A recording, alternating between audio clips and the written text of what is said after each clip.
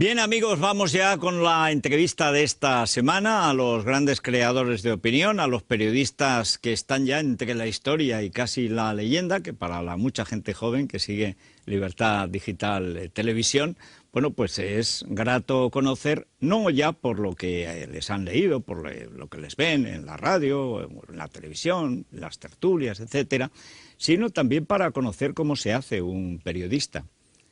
¿De dónde viene esto del periodismo? Hasta ahora estamos pues hablando con los mejores, sin ninguna duda, de esta extravagante profesión. Hemos visto que viene de los sitios más insospechados. Prácticamente menos periodismo, todo el mundo ha estudiado casi de todo. Algunos incluso han estudiado periodismo, pero no es lo corriente. Y tienen unas vidas que es lo más interesante, que a cualquiera le hacen tener esas ganas de hacer cosas sin las cuales no se hace ni periodismo ni nada. Y ahora que vivimos en una etapa de molicie intelectual, donde la gente nace, crece, se reproduce apenas y muere siempre funcionaria, hombre, pues hay que ver que siempre ha habido gente con ganas de vivir, de salir del pueblo, de comerse el mundo, etcétera. Y bueno, y uno de ellos es José Luis Gutiérrez. José Luis, buenas noches. Hola, buenas noches. ¿Qué tal, Federico? Gracias por estar aquí. Por Dios, gracias a ti, gracias a ti. Me estaba acordando de la primera vez que yo te vi en el despacho de Diario 16. Habías esa mañana publicado una columna dedicada a Paco Ordóñez. Sí, me ha intrigado eso que has dicho antes. Que estábamos probando sonido y digo, bueno, voy a contar lo que decía. Pues decía, muy bien, vamos a empezar. Voy a abrir la caja de las Fontanedas y te vas a enterar, Paco. Ya no se escribe. Paco era Paco Ordóñez, que había hecho una de esas fechorías típicas de Paco, gran traidor, aunque personaje simpaticísimo. Él era, pues eso, era un hombre muy agradable. Ahora hay unos biógrafos que me han llamado y tal, han sacado un libro agiográfico muy lleno de inexactitudes. No de inexactitudes, yo diría de almíbar, ¿no? Sí. Bueno, pues está ocultando su zona franquista o suavizándola, tal, ¿no? Paco Ordóñez era un sinvergüenza maravilloso, dicho sea de paso, pero un sinvergüenza. O sea, Adolfo Suárez le pinchaba los teléfonos y sabía que cuando salía del Consejo de Ministros, desde el mismo Palacio de la Moncloa, telefoneaba a Felipe González y Alfonso Guerra para contarles lo que había pasado en el Consejo de Ministros, ¿no? Con lo cual, el viejo juramento de guardar secretos sobre lo que acontece... Imposible. Bueno, se ganó luego, lógicamente, el pasar al Partido Socialista y ser ministro con el PSOE, ¿no? Se lo ganó... Pero sobra, ¿no? A mí en ese momento me chocaba mucho al entrar en tu despacho. Tú eras entonces el subdirector. Director adjunto, sí. Director adjunto. Era de Diario 16. De Diario ¿Estamos 16. hablando año 80 o 81? No, el 81. El 81, sí, porque Pedro J. y yo llegamos en mayo del 80 y tú llegas en el 81, yo llego en el 81. ¿No? En marzo... Yo empecé más bien oficialmente en marzo del 82. Empecé a ir por allí en Navidades del 81. Sí, que iba Cardín, Alberto Cardín, bueno, ahí Sánchez estaba Dávila también en Carlos político. Dávila, etcétera, ¿no? Bueno, pero tú tenías allí al fondo, en el despacho último, allí tenías tu guarida.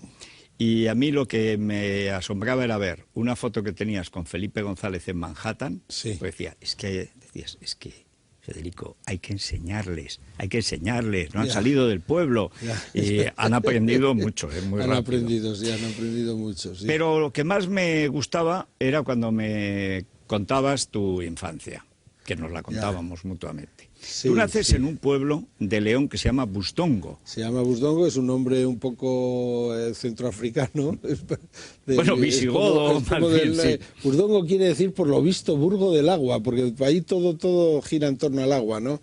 Y bueno, ahí está Bustongo, está Camplongo al lado, Campolongo, Campo Largo, y luego está Villamanín, y luego una villa pequeñita, y luego ya Pajares. Es decir, en plena montaña. O sea, estoy en la frontera de Asturias y León, es decir, Asturias, la cantante de asturianadas más famosa que ha habido nunca se llamaba La Busdonga, era de mi pueblo, ¿no? Sí. Aún en algunos bares de carretera se encuentran cintas y CDs suyos, ¿no? Tenía una voz prodigiosa de mezzo-soprano, ¿no? ¿Qué recuerdas tú de tu infancia, los primeros recuerdos que tengas? Pues la nieve. Yo aprendí a esquiar antes que a nadar, porque en mi pueblo pues había 3 metros todos los años antes del calentamiento global y antes del efecto invernadero, pues todos los años había que hacer túneles para deambular por el pueblo, que era un pueblo con 60 habitantes, o sea, cayó una avalancha en una ocasión y mató a 8 o 10, tenía yo 5 o 6 años nada más, ¿no? Yo me acuerdo unos esquíes que me hizo mi padre con unas tablas de bocoy, y subía con ellos al monte, me los ataba y bajaba esquiando. Pero vamos, con 3 años, o sea que ya, eso es como yo. Luego he hecho cosas más sofisticadas, he estado hasta en Gstad, ¿no? Sí, ya, pero eso ya no tiene el mismo sabor. No, pero ya con ataduras, con fijaciones buenas y tal, pero aquello era... ¿Cómo era tu vida familiar en aquellas montañas que, vamos, bastante más duras que las de Heidi? Pues sí, era una vida. Yo estuve hasta los 8 años y medio en mi pueblo, en Busdongo. Estudié en una escuela rural donde me enseñaron las primeras letras y, Afortunadamente yo nací en la posguerra, en el año 43, y no padecí los rigores del hambre porque mi familia trataba con ganado, mi padre trataba con ganado y entonces había carne en la casa, ¿no? Y entonces no había problema de hambre. Y luego, pues en fin, las tierras daban mucho de sí, ¿no? Ahora bien, luego ya en León me voy a estudiar a un colegio de religiosos, por esa vieja querencia de hay que llevarle al niño tal, con los agustinos y tal. Y ahí estoy en un colegio de curas desde ¿Qué recuerdas tú? ¿Qué es lo primero que te mueve a la lectura? Porque tú siempre has sido muy lector, sí. Incluso la vorágine política era de los que sabían qué libros se publicaban, y ahora además has acabado dirigiendo, no has acabado, pero estás dirigiendo una revista una revista de literatura. Sí, la leo y soy editor, o sea, soy como tú que también eres editor de muchas cosas. Una revista de libros. ¿Cuándo empiezas a interesarte por la letra desde pequeño, escrita? porque en mi casa, vamos a ver, yo tengo una familia, la familia de mi madre eran exiliados, eran republicanos todos, y entonces pues estaban... Yo oía que cuando hablaban de la guerra bajaban la voz, entonces yo no sabía muy bien por qué era, ¿no? Y entonces las hermanas de mi madre y los hermanos habían dejado muchos libros allí, ¿no? Incluso pues hasta del padre Isla, ¿no? Habían dejado unos libros rarísimos allí y yo pues los hojeaba, ¿no? Hasta un diccionario habían dejado, y luego libros, pues mis primeras lecturas fueron las habituales de Salgari, Las aventuras. En fin, Julio Verne, Sir Conan Doyle y todas esas cosas, ¿no? O sea, las cosas que lees siendo niño, ¿no? Y bueno, luego ya voy a León y ya ahí empiezo el bachillerato, ya esa es otra cosa. Yo recuerdo en Busdongo, en el pueblo, yo lo único que recuerdo es el frío terrible y las botas perpetuamente humedecidas por la nieve, los guantes perpetuamente humedecidos por la nieve, un frío endiablado, las mejillas coloradas, las traviesas de la Renfe que se me ponían delante cuando yo bajaba esquiando, eso es lo que recuerdo. Y ¿no? los lobos. Y los lobos, claro, en mi pueblo pues había lobos porque, claro, yo tengo una foto de un lobo de mi pueblo que es aterradora. Siempre había leyendas allí de señores que se le habían puesto el pelo blanco, ¿no? Un señor que iba por la noche, la luz de la luna, a caballo o montado en una mula, los serones cargados de leña o de lo que fuera, y de repente en el camino, pues un lobo de 90 kilos, ¿no? Sí. Con esos ojos, los ojos como los de Jack Nicholson, ¿no? Una cosa así, más o menos, ¿no? Y mirándole, y entonces el hombre, el caballo, ponerse de manos, dar la vuelta, salir galopando y llegar a su casa con el pelo blanco. Eso se cuentaba mucho allí.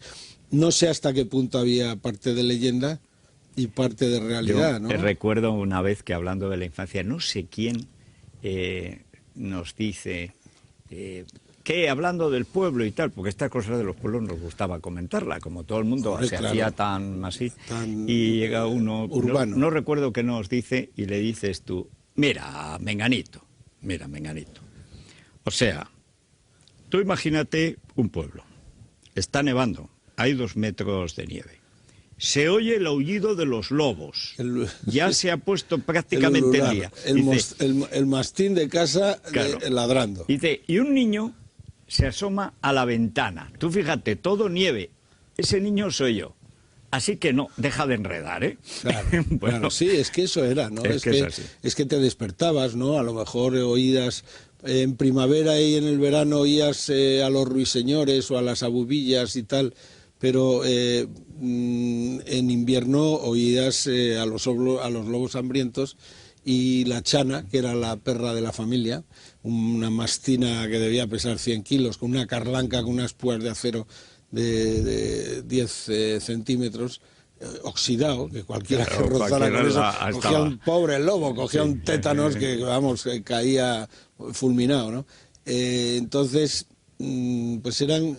Claro, son unas vivencias tan fuertes, muy duras, tan vigorosas y tal, ¿no? Que dices, bueno, eso se te queda grabado para toda la vida, siempre, ¿no? Y ya de ahí puedes ir a donde sea. Sí, porque a donde sea, más difícil no va a ser. A donde sea, o sea, dices, bueno, oiga, déjeme en paz. Lo que venga después será mucho más fácil que esto, ¿no? ¿Qué profesor o qué persona marca de alguna manera tu vocación que desemboca en el periodismo? No directamente, pero en fin, por lo menos tu vocación intelectual.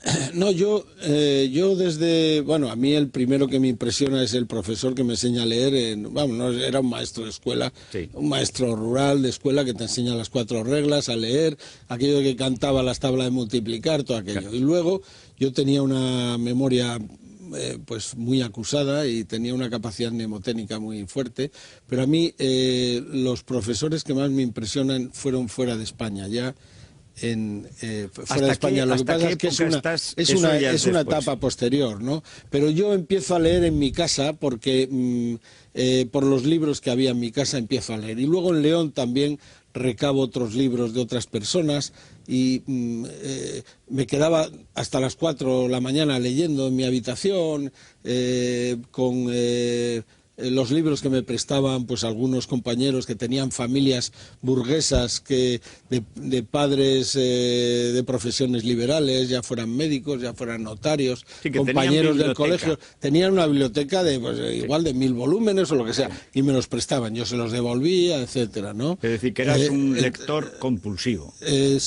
Siempre me gustó muchísimo, siempre me gustó, y entonces es lo único que se podía hacer. Entonces yo, por ejemplo, tenía una radio galena enchufada que me había hecho con un cursillo de esos de radio Maimo, sí, por correspondencia, que atabas la antena a un somier y con unos auriculares y luego un detector de galena y cogías pues eso, a Alberto Oliveras sí, a ustedes son formidables, ¿no? Y aquello te parecía pues magia borrás, ¿no? Pero bueno, oye, es una cosa aterradora hablar de esto porque parece que estamos en el Pleistoceno, ¿no? No, cuando no, hay perdona. Un lugar de una explosión tecnológica como la de esta casa, ¿no? Pero al final la persona es persona y viene de donde viene. Ah, no, eso y hay de supuesto. Los que quieren cambiar la infancia y elegir sus padres, etcétera, ¿no? Eso no es lo peor. No se bueno, puede, tú tienes enseguida que hacerte cargo de responsabilidades. Muere tu padre cuando eres muy joven.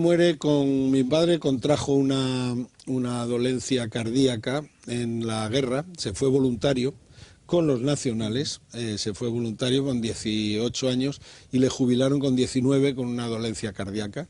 Y bueno, de eso muere pocos años después ya, sin cumplir los 40, ¿no? 39. Entonces yo tengo entonces 15 para cumplir 16. Y te toca casi, soy el mayor. El hermano mayor y bueno, pues me toca pues apencar, ¿no? Se cruza ahí un tío, un hermano de mi madre exiliado, que decide que ya que el chico mayor parece listo, a mandarlo a estudiar inglés a Irlanda, ¿no?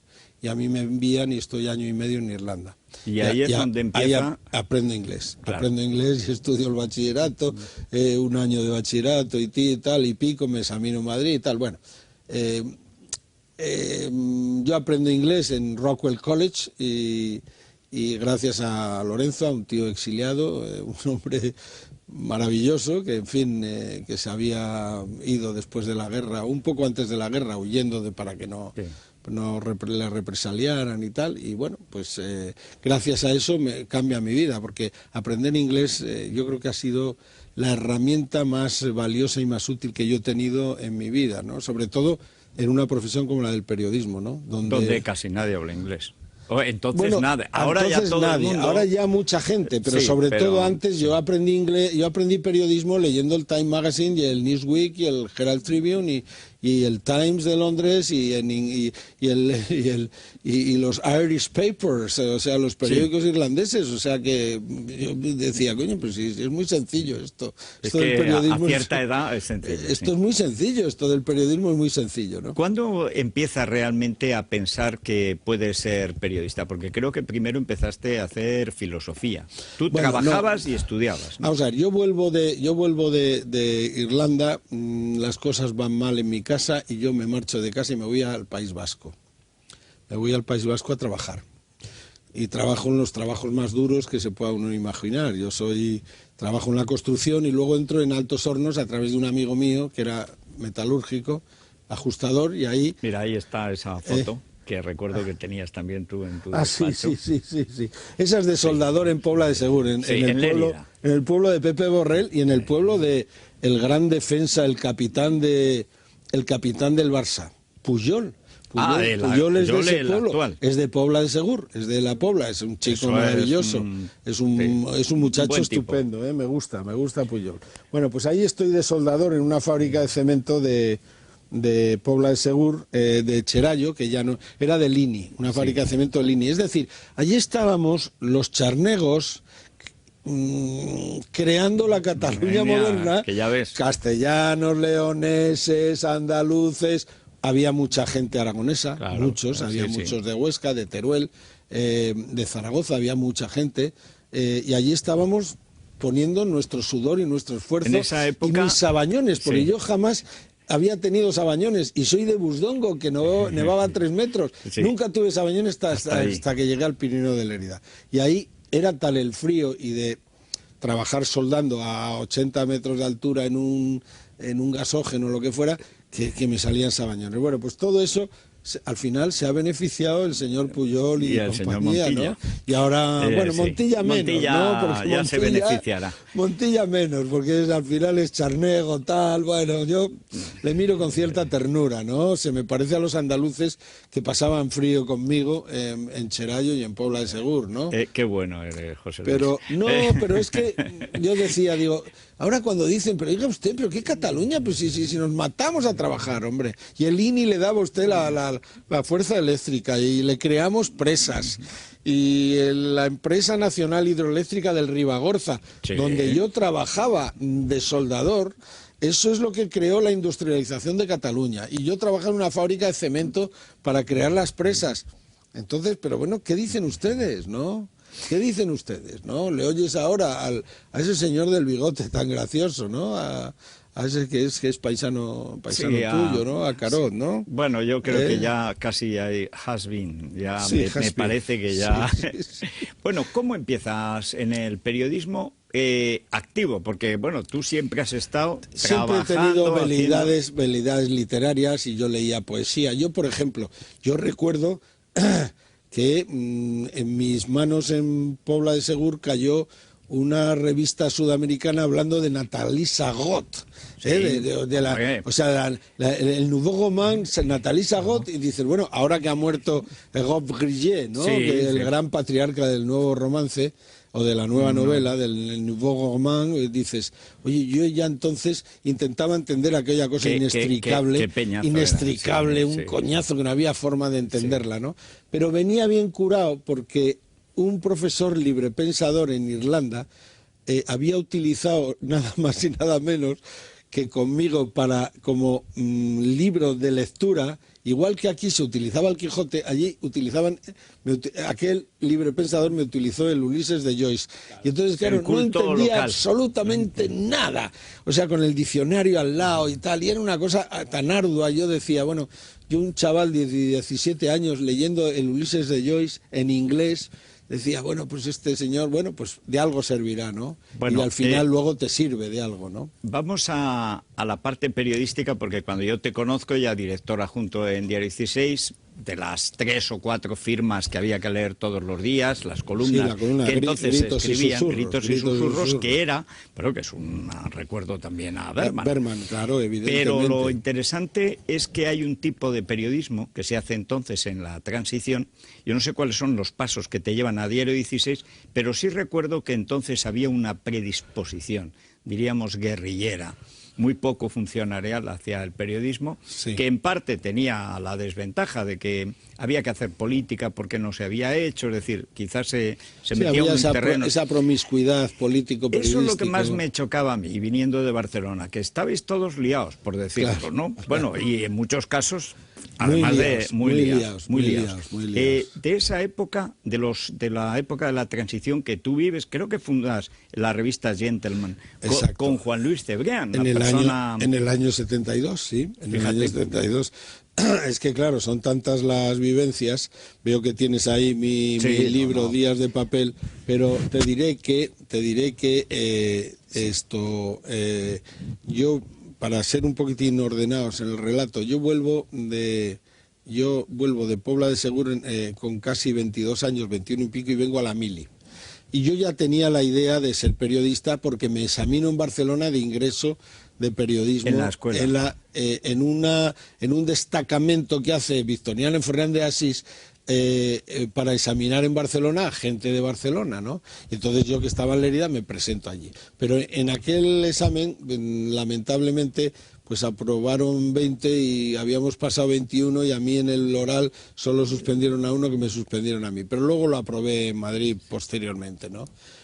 Y yo ya tenía una gran vocación literaria de querer escribir, y luego ya, pues bueno, tenía amigos en León que habían hecho periodismo, que estaban haciéndolos, y ya cuando vine me dediqué, después de la mili, me matriculo en preuniversitario, porque ya me exigen el preuniversitario, claro, que yo no lo tenía, yo tenía sexto y reválida, y tengo que rescatar los estudios de preu, que son matemáticas, física y química, otra vez, qué horror, 6 años después o 5 años después de haberlo dejado. Pero yo soy muy tenaz y tengo mucha fuerza de voluntad, y entonces me matriculé y empecé.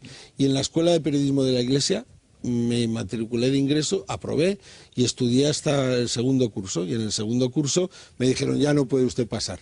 De aquí no pasa usted porque no tiene usted el preu.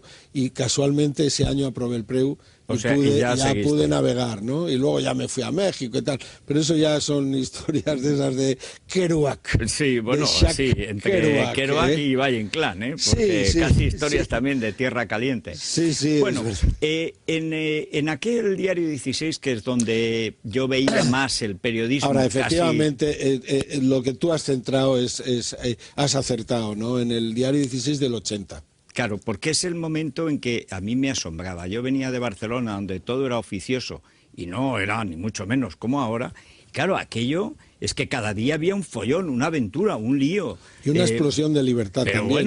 Bueno, corrías tus riesgos, porque, hombre, recuerdo que teníamos el Alcázar en el piso tercero, y cuando cogían a los golpistas los mapas para que lo del 23F que salió mal les saliera bien, cómo llegaban a Diario 16. Sí, y recuerdo cuando subíamos en el ascensor, que claro, los que iban a dar el golpe del tercero en el sexto, en silencio. Nos los encontrábamos en el ascensor. Por cierto, que bien escribían muchos de las Escribía muy bien, sí, Rafael García Serrano, hombre, su diccionario para un macuto es un libro grandes. Es un libro maravilloso, ¿no? Bueno, en Diario 16 yo vivo contigo pues todo ese cambio y el gran desencanto de la gente que había estado muy cerca del Partido Socialista, y que de pronto veis que una vez en el poder, un político es un ser muy peligroso. Sí, bueno, verás, es que ahí se incardina ya la incorporación anglosajona. Primero, Pedro J. viene de director. Pedro J. ya tenía muy asumido las fórmulas del periodismo anglosajón, pero yo más que él, y con perdón, espero que no me oiga, no me represalie, Pedro J., por favor, ¿no? Sí. Entonces, Pedro J., él había estado un año dando clases en una universidad americana de español, había conocido a los grandes gurús del periodismo americano, pero yo había estado en Cambio 16 desde el año 75. antes de morir Franco, desde el 75. Que era la revista que yo leía en Barcelona todas las semanas, claro, es que era atónito. Es que era Cambio 16, era la gran revista de la transición, ¿no? Equiparable a los grandes semanarios de la época, a Newsweek, a Time Magazine, a O Globo, al Express, al Spiegel, tal. Entonces ahí ya empezamos a hacer algo que no se hacía en España, que fue el periodismo de investigación. Y con personas que teníamos de corresponsales en Estados Unidos y aquí y tal, yo llegué a trabajar con Gunther Wallraff, con los mayores indeseables del periodismo. Hay un libro tuyo que escribes con Amando de Miguel, que es La ambición del César, que es una disección de la figura de Felipe González, pero también una disección del intelectual compañero de viaje usado por los partidos. Claro. Él también usa los partidos, pero que normalmente el político usa y desecha como un Kleenex, ¿no? Es el intelectual Kleenex, ¿no? De usar y tirar, ¿no? Este González de la segunda parte, a partir, yo creo que después de la primera legislatura, sobre todo, ya 86, ¿no? 86, 87. Cuando gana por segunda vez ya se vuelve loco. Y cuando sale el GAL. Cuando matan a Enrique Casas, él pone en marcha... yo no digo él, para que no nos digan que nos pongan una querella criminal, y en función de la ley de prensa de Franco, que sigue vigente, no solo me condenen a mí o me procesen a mí, sino a ti también por ser director, por malo. Entonces, digamos que la ley de prensa de Franco sigue vigente, que lo sepa la gente, yo ya me desgañito diciéndolo. Bueno, Felipe González matan al senador Casas y entonces en el PSOE empieza ahí esa reacción vendetta característica de decir, oiga, ustedes han hecho esto, aténganse a las consecuencias. Y entonces empieza a morir gente. Yo recuerdo cuando iban llegando los asesinatos con Reining, que como era militar y venía del OMD, se sabía mejor. Esto es un arma larga, disparada desde nada. Este es un profesional. Y era evidente lo que era, ¿no? Sí, bueno, matan sobre todo al médico, a Santiago Bruar, que lo matan en su consulta, que era uno de los dirigentes de HB importantes. Y luego matan, sobre todo empieza... Mira ahí esa foto estupenda. Eso es, Felipe, no se sabe. Eso es septiembre del 82. No, ahí éramos amigos, ahí éramos amigos. ¿Por qué hay gente que cree que, o está en la naturaleza humana, primero fiarse del poderoso y luego que el poderoso lo sea usando a la gente? Hombre, es que nosotros éramos muy jóvenes. Yo no sabía que un político se podía producir una mutación semejante, de ángel a demonio semejante, o del Dr. Jekyll al Mr. Hyde de esa manera. Yo es que no lo sabía. O sea, a mí me parecía inconcebible que ese señor, que era amigo mío, el señor González, con el que yo había compartido tantas cosas, hasta novias, digamos, y seré piadoso y no contaré nada, ¿no? Pero que luego pudiera evolucionar hasta unos extremos como los que evolucionó luego, que nos asustaban un poco, ¿no? Entonces dices, bueno, pues quizá es un fenómeno desconocido en otros ámbitos, o a lo mejor no hemos estado tan cerca de ellos en otros países como yo estoy ahora aquí en España, ¿no? Bueno, quizá la transición, claro, se hace en una mezcolanza de... La transición la hicimos en el Bocacho, hombre. Claro. Manolo Chávez allá a mi lado diciendo, Guti, no te obceques con Luis Gómez Llorente, es un cagón. Y al final tenía razón, era un miedoso, o sea que tenía razón, decente. ¿no? Pero decente. Pero decente. Bueno, ya hemos visto ahora lo que hace Manolito Chávez, ¿no? Pero entonces la transición la hicimos en el Bocacho, tomando copas y tal, ¿no? Y en más sitios. Entonces... Hay un momento que yo estoy hasta el 87, luego hemos coincidido de nuevo en El Mundo, pero probablemente... En la COPE también. Bueno, en la COPE siempre. En la COPE. Pero probablemente... esa tercera legislatura de González hasta el 93, luego ya con Aznar, luego, por supuesto, la última, los 3 años terribles, atroces, del 93 al 96, muy duros, que prácticamente marcan el guión de lo que hemos vivido hasta ahora, con pocos cambios.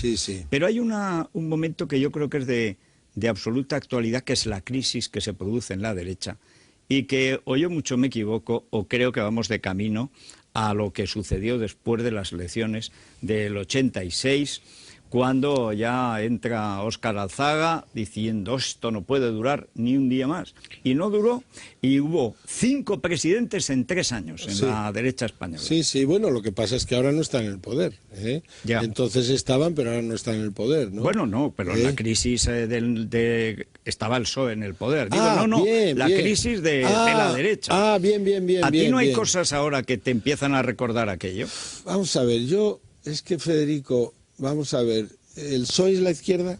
Tú que eres un hombre, cuando yo es lo que hay, cuando ¿no? yo trabajaba, es lo que hay en sí. frase legendaria de Mariano, ¿no? De Mariano Rajoy. Es lo que hay, esto es lo que hay.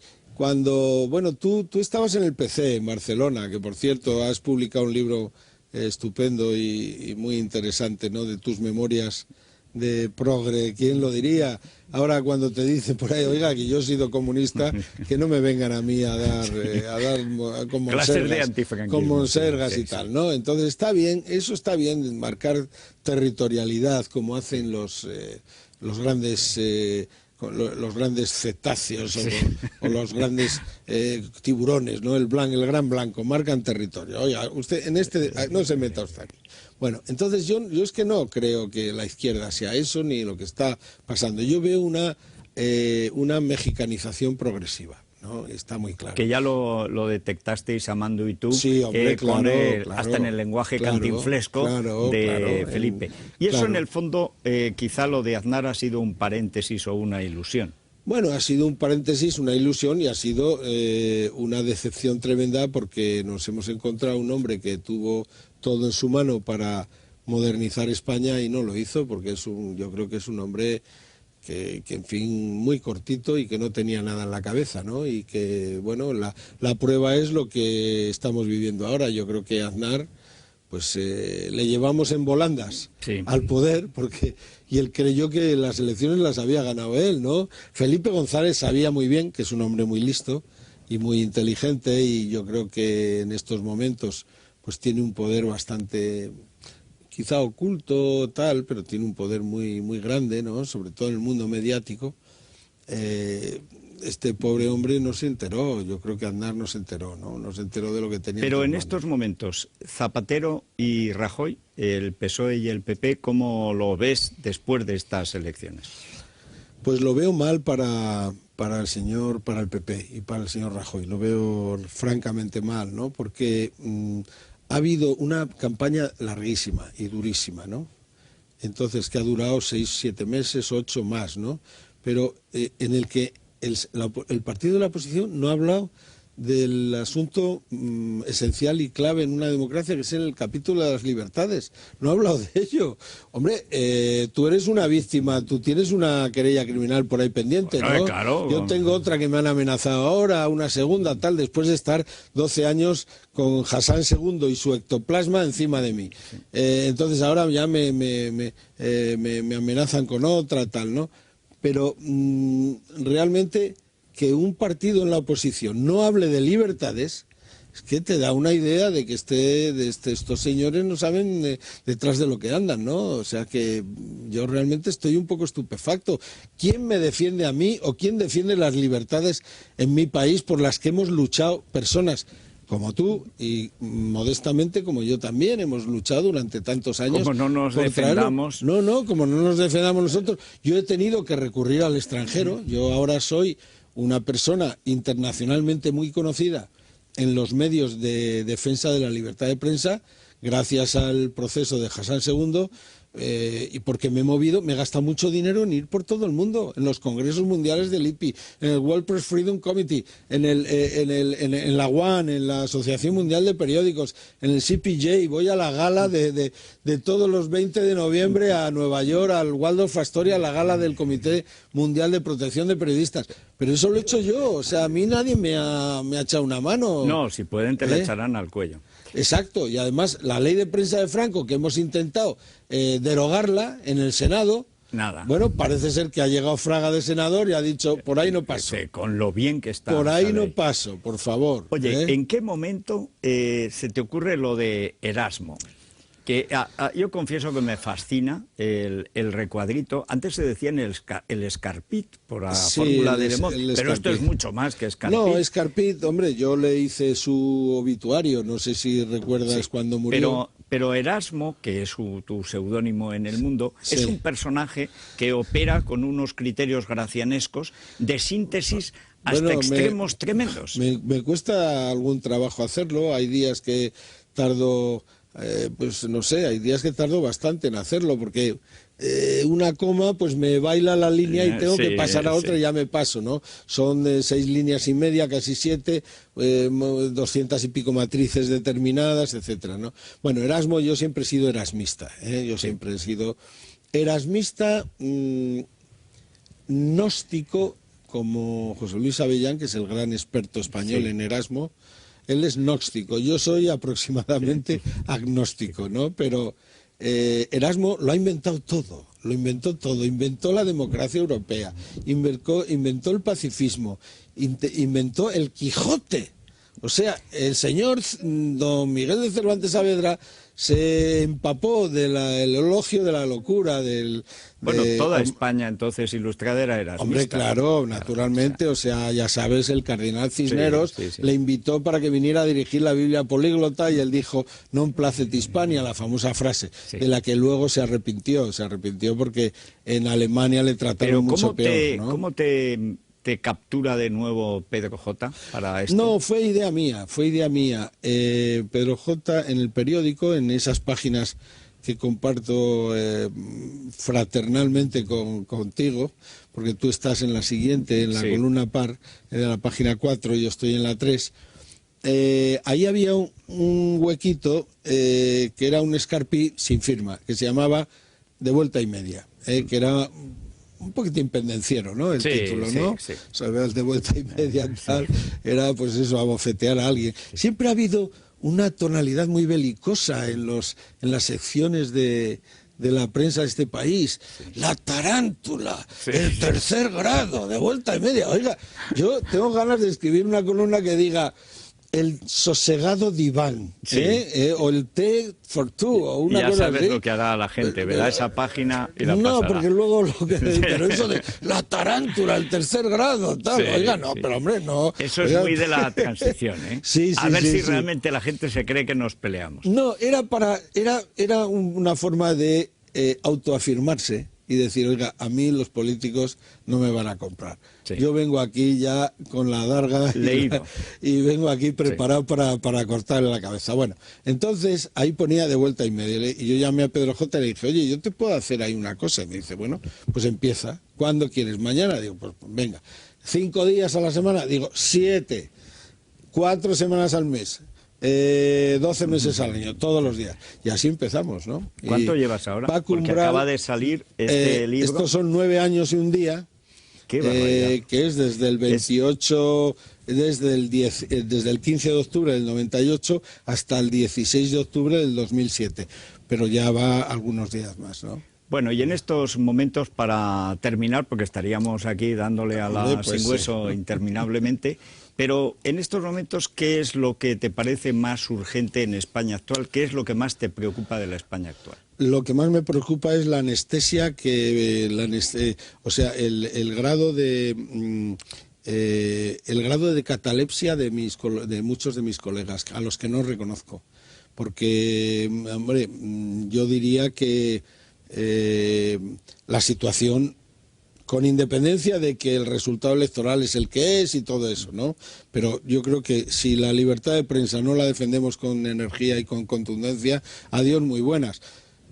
Tú tienes un proceso por ahí en marcha, he visto que ha salido todo el mundo en tu defensa, tal. Yo le diría, bueno, no todo el mundo. No sé si puedo decir, yo sí lo voy a hacer, si me permites que lo diga, ¿no? Yo le diría al señor Gallardón, Alberto, le diría que no sea ganso, que no haga tonterías, que lo que ha dicho el último día es de juzgado de guardia, o sea, es de Amnistía Internacional, que no haga payasadas, hombre. Las vindicaciones del honor, eso es basura fascistoide, que eso, el honor, las vindicaciones del honor, entre comillas, está tipificado en toda la legislación internacional como insult law, las leyes del insulto. Es decir, mire usted, olvídate de eso, hombre. Alberto, olvídate de eso. Salte de ese... Que vas a acabar en el basurero de la historia. Salte de ahí. Y segundo, le van a acabar recordando cuando me secuestró a mí la revista. Sí. A mí me secuestró Cambio 16. Yo no sé si aquí lo habéis recordado. Lo recordé el otro día, No, cuando era el abogado. Cuando era el abogado. No, sí. era, perdona, era la mano derecha de Fraga. De Fraga, sí, Entonces, vamos a contárselo a los oyentes, para recordárselo a nuestro buen amigo Alberto, que dicho sea de paso, hombre, pues como alcalde está haciendo una gran labor, etcétera, pero yo creo que se está metiendo en jardines que no debía meterse. Fraga tenía una escolta. Fraga tenía un escolta, no. El jefe de seguridad de AP se llamaba Rodolfo Almirón. Y Cambio 16, es decir, yo y unos cuantos compañeros más que nos dedicábamos al periodismo de investigación, descubrimos que don Rodolfo Almirón había sido uno de los torturadores de la AAA argentina, famosa por una emanación terrorista del peronismo, etcétera. Y entonces dijimos, el jefe de seguridad de Manuel Fraga es un gángster de la AAA. Y entonces, ¿qué hicieron? Secuestraron Cambio gracias a los buenos oficios jurídicos de Alberto Ruiz Gallardón. No seas ganso, Alberto, por favor, no te metas en esos dibujos, hombre, no te metas en eso. Y entonces, es que no sé a qué viene esto. Sé un demócrata, como lo era tu padre, como tú en otras ocasiones lo has sido. Y defiende la libertad, hombre, no vengas con las monsergas del honor. Aquí cada cual tiene su sultán. No, yo quiero, sí. yo quiero, en fin, no voy a... tienes muchas más tribunas y de mucha más megafonía y decibelios de las que yo dispongo como para que yo salga en defensa de Federico Jiménez Los Santos, pero salgo en defensa no de Federico, sino de los principios. Por supuesto. Yo salgo en defensa de los principios, hombre. Olvídense ustedes del honor, todos, pero todos, desde Zapatero al rey, empezando por el rey, olvídense del honor, olvídense, palabra, el honor, táchenlo. Para Calderón, déjenselo a Calderón solo, ya está. Que el honor es patrimonio del alma y el alma solo es de él. Pues ya está, pero no de los jueces, o sea, déjenlo, olvídense de la palabra honor entre comillas. Hombre, acabamos de ver el dibujo del jueves.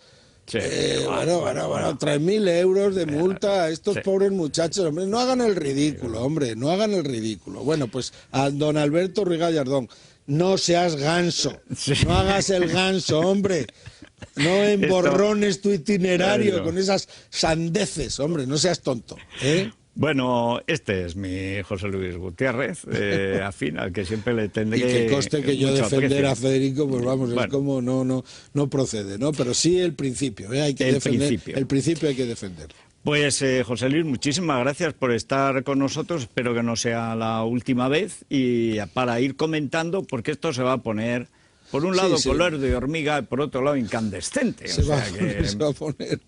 Como diría un mexicano, un poquitín asustadizo, diría, me gustaría ser ojo de hormiga.